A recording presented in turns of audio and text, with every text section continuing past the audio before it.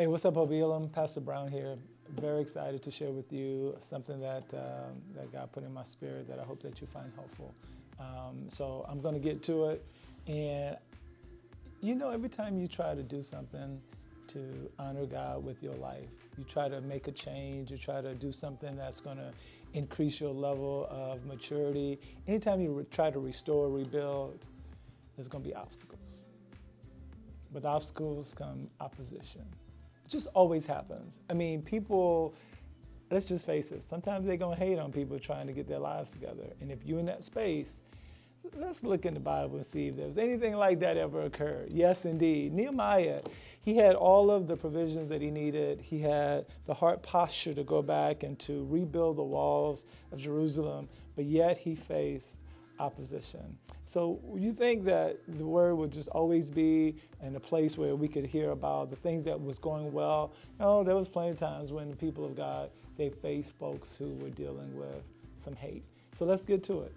In Nehemiah 4, we learned that Sanballat was one of the individuals who was angry when he learned that the Jews were going to rebuild the wall. In fact, not only was he angry, it says that he flew into a rage and he began to mock them. Every time you try to do something, you know where most opposition is going to come from? Other people. There's always going to be somebody who's going to have something to say about what you're doing because they remember what it used to be like and who you used to be. And I'm saying to somebody, we all have the ability to overcome obstacles. We just got to keep going. It says that, he said, what does this bunch of poor, feeble Jews think they're doing?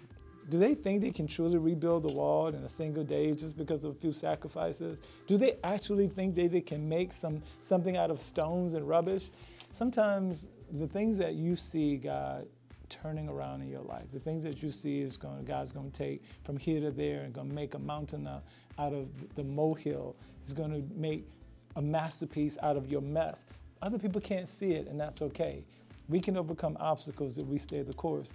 In this text, the opposition came from other people. The opposition came from folks who didn't see it the same way that they saw it.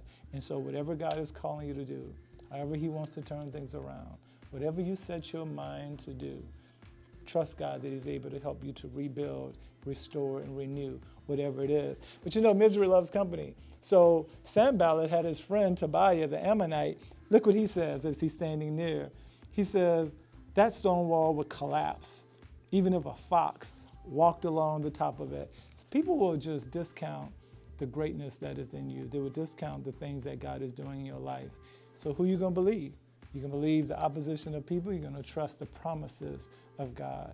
Just know that you have an ability to go to your God when you're feeling like you're being doubted, when you feel like you're being ridiculed. This is what Nehemiah did. He said, then I prayed. He said, look, God, you already hear the mocking that has happened. He said, you are the one that told us to rebuild this wall. He said, don't ignore their guilt. Don't ignore what they're saying. He said, don't blot out their sins. He wasn't praying that God would take revenge on them. He was like, God, let your justice prevail.